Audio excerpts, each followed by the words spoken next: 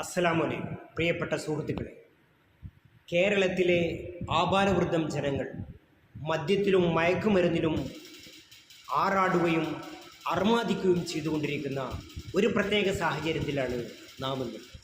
കൗമാരക്കാർക്കും യുവാക്കൾക്കുമൊന്നും ഭാവിയെപ്പറ്റിയോ സ്വത്വബോധത്തെപ്പറ്റിയോ അല്ലെങ്കിൽ പരിസരത്തെപ്പറ്റിയോ യാതൊരു ചിന്തയുമില്ലാതെ ഭാവിയിലേക്ക് മനുഷ്യകോലങ്ങളായിട്ട് മാത്രം സൃഷ്ടിക്കപ്പെട്ടുകൊണ്ടിരിക്കുന്ന ഒരു ദാരുണമായ അവസ്ഥയിലേക്കാണ് നാം പോയിക്കൊണ്ടിരിക്കുന്നത്.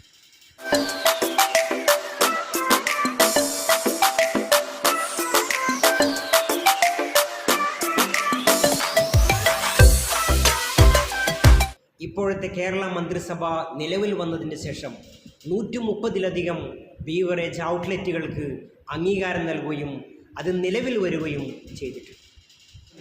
മദ്യവിമുക്ത കേരളം എന്നുള്ളത് ഒരു സ്വപ്നവുമായിട്ട് പ്രകടന പത്രികയിലും പ്രഭാഷണങ്ങളിലും നിറഞ്ഞു നിൽക്കുന്നു എന്നല്ലാതെ കാര്യങ്ങൾ മുഴുവനും നേരെ തിരിച്ചാണ്.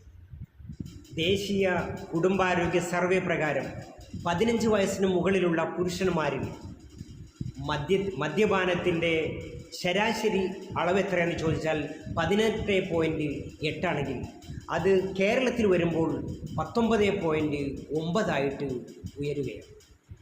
കേരളത്തിലെ നഗരങ്ങളിൽ മദ്യപിക്കുന്നവരുടെ ശരാശരി 18.7 അത് ഗ്രാമങ്ങളിൽ 21% ഉയരുകയാണ്.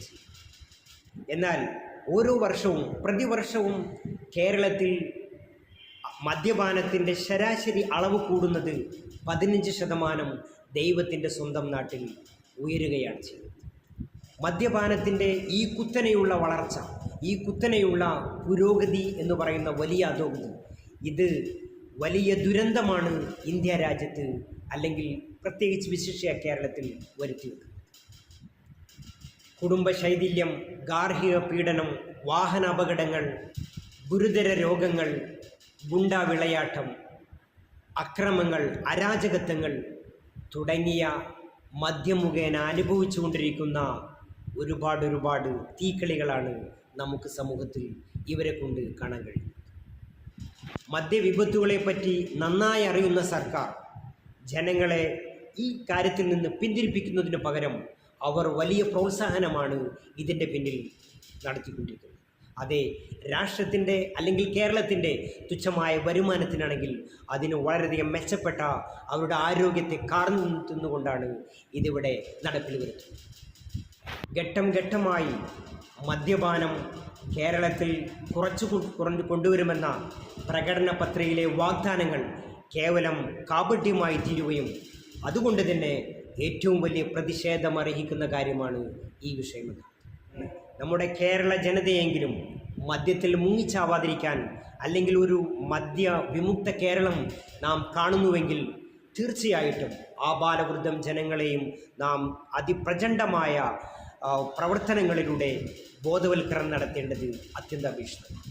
ഇതിന് മുൻകൈയെടുക്കേണ്ടതും സർക്കാർ തന്നെ.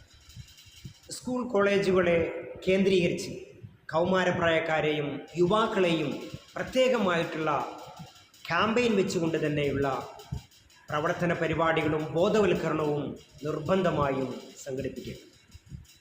ഇസ്ലാം അടക്കമുള്ള സകല മതങ്ങളും മദ്യം വിഷമാണ്, ഉപയോഗിക്കരുത്, ഉപഭോഗം നടത്തരുത്, കുടിക്കരുത്, വിൽക്കരുത്, വാങ്ങരുത് എന്ന ശക്തമായ ഭാഷയിൽ ലോകത്തോട് പറയുമ്പോൾ നമുക്കതിൽ ഒരു അണിയായി ചേർന്ന് അതിനെതിരെ ശക്തമായ കോട്ട തീർക്കാം.